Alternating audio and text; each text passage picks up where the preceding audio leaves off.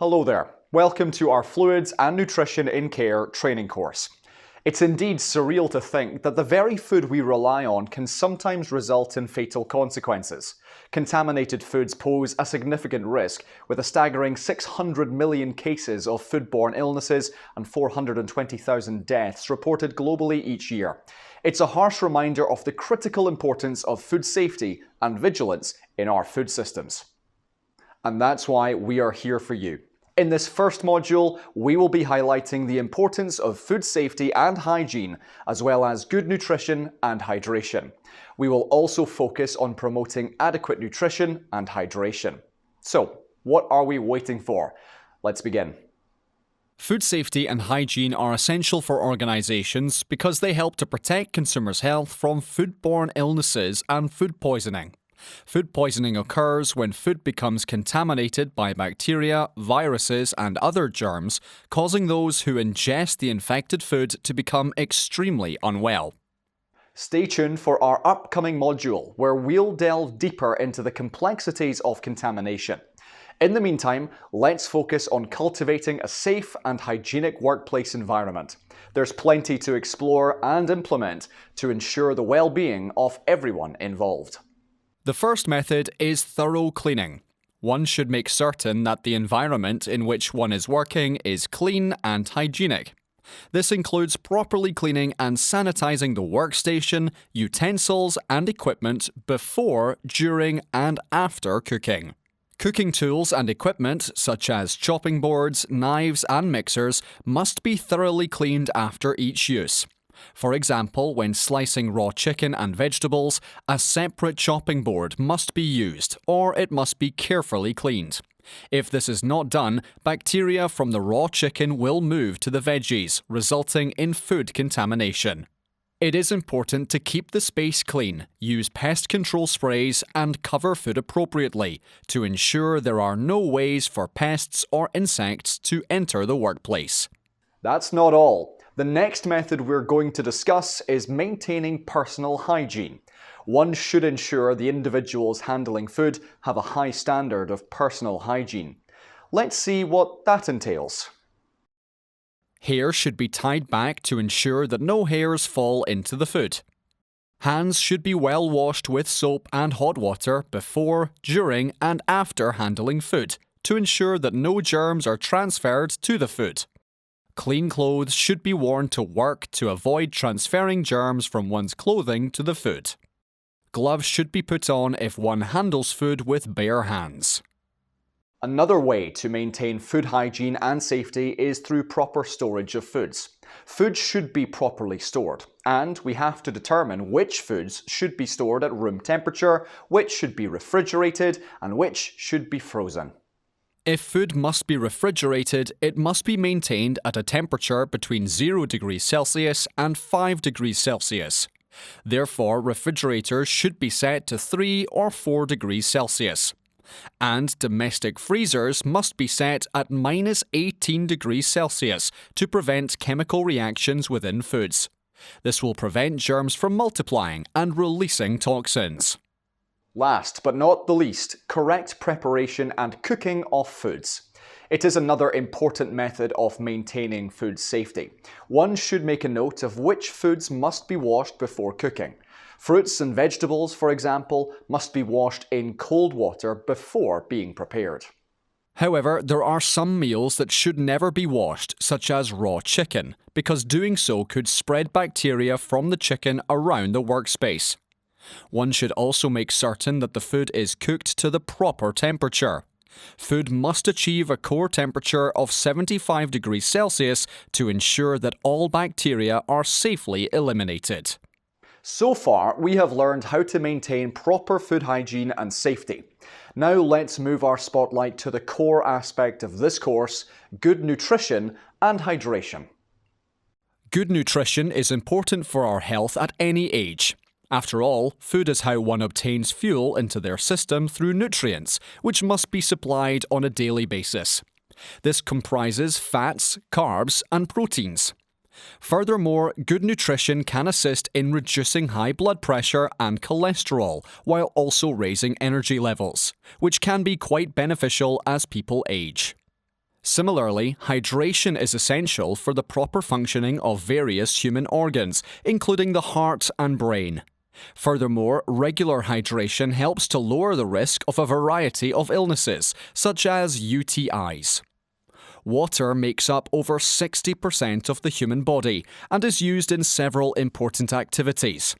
This is why it's essential that people hydrate themselves regularly. Adults should consume roughly 2 litres of fluids each day and try to drink 8 glasses of water daily. To stay healthy, we need a diet that includes the correct balance of carbohydrates, vitamins, minerals, fibre, and protein. Remember, a nutritious, well-balanced diet will provide an individual with the nutrition their body requires to function correctly. On the contrary, a diet that lacks the proper balance of everything one requires can lead to illness. Are you still confused about what constitutes adequate nutrition? Don't worry, because the Eat Well plate, developed by Public Health England in partnership with the Welsh and Scottish governments, as well as the Northern Ireland Food Standards Agency, is here to help. It depicts the 5 major food groups that are recommended as part of a daily healthy diet. The food groups include fruit and vegetables, bread, rice, potatoes, pasta and other starchy foods, meat, fish, eggs, beans and other non-dairy sources of protein, milk and dairy foods, foods and drinks high in fat and sugar. But what happens if sufficient nutrition and hydration are not maintained? The answer is malnutrition and dehydration.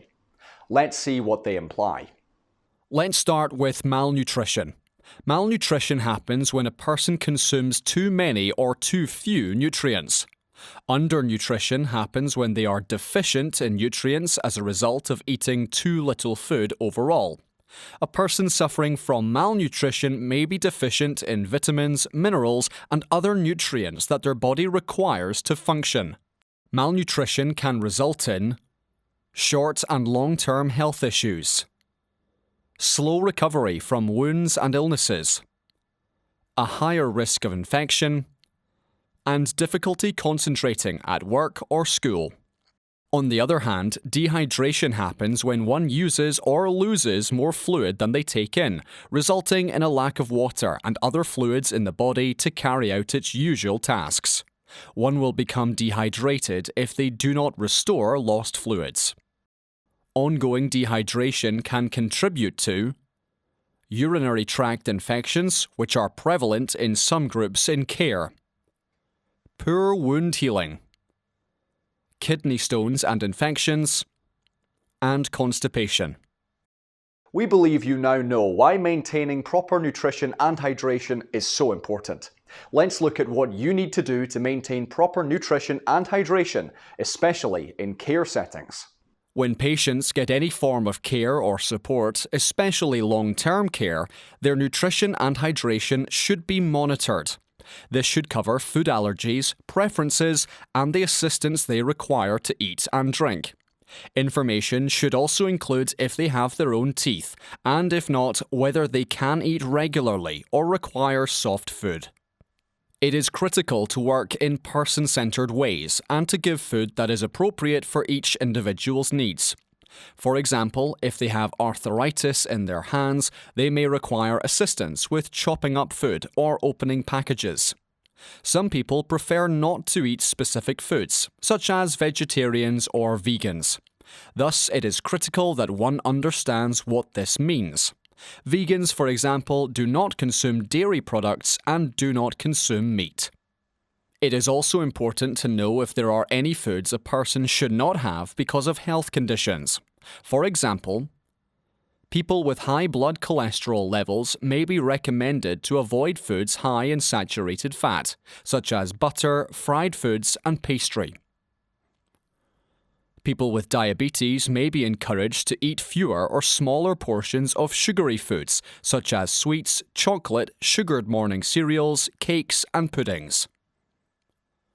Some patients on antidepressant drugs should avoid cheese. Those with high blood pressure may be recommended to restrict their salt intake.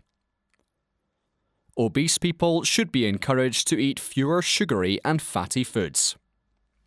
Some people may struggle to eat or drink on their own. This could be the result of forgetting to eat, medication side effects, fake teeth, physical disease, depression, or even visual impairment. As the saying goes, where there's a problem, there's always a solution. Just like that, there are various equipment available to support people in eating and drinking independently. Clocks and reminder messages can be used to notify someone when it's time to eat or drink. Cutlery with curved and cushioned handles can help with grip. Mugs with two handles can assist people with poor grip, tremors, or weak wrists. Cups with caps can limit the possibility of leakage. One-way straws allow patients to drink without having to lift cups and glasses, even if muscle weakness has impaired their capacity to suck. Non-slip mats can keep plates from slipping around while people are cutting food. Plates and bowls with high sides can prevent food from slipping over the edges, or insulated bowls can keep food hot if the individual eats slowly. Remember one thing. It's important that people are treated with dignity and respect. They should have enough time to eat, should not be rushed, and should be able to select whether or not to utilize any of the provided equipment. If one has concerns that an individual is not eating or drinking enough, despite being encouraged and supported, one should speak with the manager, who may seek advice from an expert, such as a dietitian or a nutritionist. They will make sure that more assistance is available. This might include closer monitoring of nutrition and fluid intake, conversing with the individual to find any obstacles to eating and drinking, emphasizing the significance of proper nutrition and hydration, discussing the issue with the person's caregiver or a family member, consulting with other workers, such as doctors, therapists, or dentists. And now we're at the end of this module. This module taught us about food safety, hygiene, adequate nutrition, and hydration. Remember, there's more to explore in the additional materials provided.